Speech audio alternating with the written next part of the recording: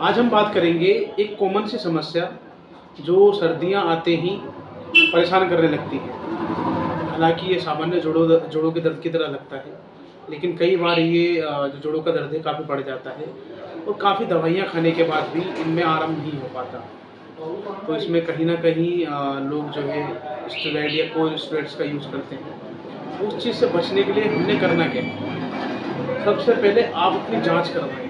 अगर आपके शरीर के जॉइंट्स में पेन हो रहा है, दर्द हो रहा है और उसके लिए आप काफ़ी टाइम से दवाइयाँ खा रहे हैं, तो दवाइयाँ खाने के बावजूद भी अगर आपको आराम नहीं पड़ रहा, तो आपने सबसे पहले अपने ब्लड टेस्ट करवाने हैं। ब्लड टेस्ट में सबसे पहले एक सीबीसी करवानी। सीबीसी करवाने के बाद उसके साथ-साथ अपना यूरिक एसिड और ईएसआर, उसके साथ-साथ एक आरए फैक्टर होता है, जिसको रूमेटॉइड अर्थराइटिस फैक्टर कहते हैं, जो कि हमारे ब्लड में होता है। साथ में थायराइड की भी जाँच करवा सकते हैं। इसमें टीएसएच की मात्रा कई बार बड़ी होने की वजह से जॉइंट्स में नमनेस, दर्द, सूजन की समस्या महसूस होती है। अब इन सब टेस्ट को डायग्नोस करने के बाद आपने मेडिकेशंस के ऊपर आते हैं। काफ़ी दवाइयाँ हैं मार्केट में जो एंटी इन्फ्लेमेटरी मेडिसिन्स हैं, तो नॉन स्टेरॉइडल्स हैं। आप उन मेडिसिन्स को तभी लें जब आपको दर्द बहुत ज़्यादा हो। अगर आप आयुर्वेदिक में जाते हैं तो गिलोय जो है, गिलोय का रस जो होता है वो एंटी इन्फ्लेमेशन में बहुत अच्छा काम करता है और आपकी बॉडी में हल्का बुखार सा रहता है, एक वीकनेस सी रहती है, जॉइंट में पेन रह रहा है, तो आप गिलोय को एज एंटी इन्फ्लेमेशन के तौर पर यूज़ कर सकते हैं। लेकिन होता क्या है कि कई बार हम अगर जोड़ों के दर्द की दवाई आयुर्वेदिक में लेते हैं तो दवाई गर्म होने की वजह से पेट में कब्ज होना, दर्द होना या फिर उल्टी जैसा मन होना, इस तरह की समस्या होती है। ज़रूरी नहीं कि वो समस्या दवाई की वजह से ही आई हो, समस्या आपको पहले से भी हो सकती है। लेकिन इन चीज़ों से बचने के लिए आपको करना क्या है? कभी भी मेडिसिन्स लें तो अपने आप से कोई भी मेडिसिन्स ना लें। पहली बात, किसी एक अच्छे वैद्य से मिलकर ही मेडिसिन्स लें आप, ताकि आपको पता हो कि आपने क्या खाना है। किसी वैद्य, किसी डॉक्टर से ही लें, आप अपने आप ना लें, क्योंकि कई बार आप कोई मेडिसिन्स खाते हैं तो आपको फ़ायदे की जगह नुकसान करने लगती है।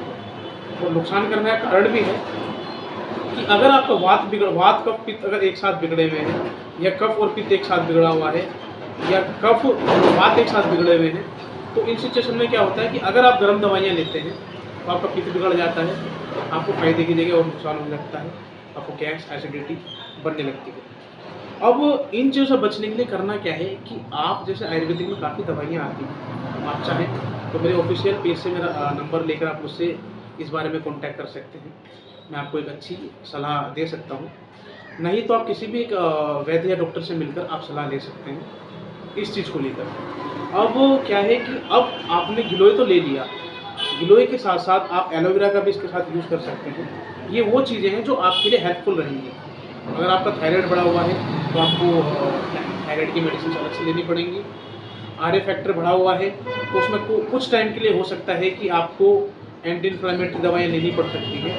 लेकिन कहीं न कहीं फिर आप आयुर्वेदिक की तरफ बढ़ें, और आयुर्वेदिक में गिलोय के साथ-साथ और भी मेडिसिन्स हैं जिनका आप यूज़ कर सकते हो बिल्कुल भी। मेडिसिन्स काफ़ी आती हैं, वो अभी मैं इस पेज पर वीडियो पर बता नहीं सकता, क्योंकि होता क्या है कि कई बार हम मेडिसिन्स बता तो देते हैं, उसका यूज़ अच्छी तरीके से नहीं हो पाता। अब इसमें ये पेशेंट टू पेशेंट डिफरेंस रहता है कि अगर किसी का बीपी बढ़ा हुआ है, तो कई बार ऐसा होता है कि अगर आप कोई गर्म दवाई लेते हैं तो बीपी शूट करने का डर रहता है, तो कभी भी आप अपने से कोई भी दवाई ना लें। एक अच्छे डॉक्टर, अच्छे वैद्य से आप कंफर्म करने के बाद, कंसल्ट करने के बाद ही मेडिसिन लें, चाहे आयुर्वेदिक ही क्यों ना हो। हालाँकि आयुर्वेदिक दवाइयाँ नुकसान नहीं करती हैं, लेकिन जो परिपक्व रसायन होते हैं आयुर्वेदिक में, वो आपको दिक्कत दे सकते हैं अगर आप उनके कहे अनुसार नहीं लेते हैं। उनकी मात्रा और लेने का समय जानना बहुत ज़रूरी है। हालाँकि कुछ दवाइयाँ नुकसान नहीं करती हैं, लेकिन कई दवाइयाँ हैं जो आपको फ़ायदा तो नहीं देंगी, लेकिन कहीं न कहीं हो सकता है कि हल्का गड़बड़ कर दें। हालाँकि वो जानलेवा साबित नहीं होती। फिर भी कोई भी दवाई लेने से पहले आप कंसल्ट ज़रूर करें, और आपको कोई समस्या होती है तो आप हमसे मिल सकते हैं। और इसके बाद जो मेन जो चीज़ है वो है आपकी डाइट। अब होता क्या है, देखो हम कई लोगों को बोलते हैं राजमा, छोले, कढ़ी, गोभी, बैंगन, भिंडी, ये सब चीज़ें हम मना करते हैं डाइट में लेने के लिए। ये डाइट में लेने के लिए मना करने का कारण एक ही है कि आपके शरीर में वात का होना। वात अगर वायु आपके शरीर में बनी हुई है, वात बिगड़ा हुआ है, तो आपके जोड़ों में दर्द रहेगा, शरीर वीक सा रहेगा, हल्का-हल्का दर्द रहेगा। अब इस चीज़ से बचने के लिए आपने चावल का प्रयोग नहीं करना। चावल, दही, कोल्ड ड्रिंक, मूली, बैंगन, अचार, शिमला मिर्च, भिंडी, अरबी, इन चीज़ों का प्रयोग नहीं करना आपने। सफ़ेद छोले, काले छोले, राजमा, अगर आप इस तरह की डाइट रेगुलर लेते हैं तो आपके शरीर में वात बढ़ने लगता है। वात से सीधा-सीधा संपर्क अपना वायु से है। तो जब वायु शरीर में बनने लगती है तो शरीर निस्तेजित होता है, शरीर ढीला पड़ता है। हमारे जोड़ों में दर्द, वीकनेस उसी वजह से आने लगती है। अगर आप इस तरह की डाइट नहीं लेते हैं तो आप ये मानिए कि 90% पॉसिबल है कि आपको कोई दिक्कत ना हो। लेकिन ये तब फ़ायदेमंद है जब आप इसको फॉलो करते हैं। अगर आपको दिक्कत हो गई है तो आपको मेडिसिन्स लेनी ही पड़ेगी, चाहे आप एलोपैथिक लीजिए या आयुर्वेदिक लीजिए। विदाउट मेडिसिन्स आप ठीक नहीं हो सकते। अगर आप बीमार पड़ गए हैं तो आपको मेडिसिन्स लेनी ही पड़ेंगी। लेकिन अगर आप ये चीज़ें अपनाते हैं, इस डाइट को फॉलो करते हैं, इन्हें ध्यान नहीं लेते हैं, तो आपको हो सकता है 95% तक आपको ज़रूरत ना पड़े इन मेडिसिन्स की। और अगर आप मेडिसिन्स ले भी रहे हैं तब भी आप इस डाइट को फॉलो करें।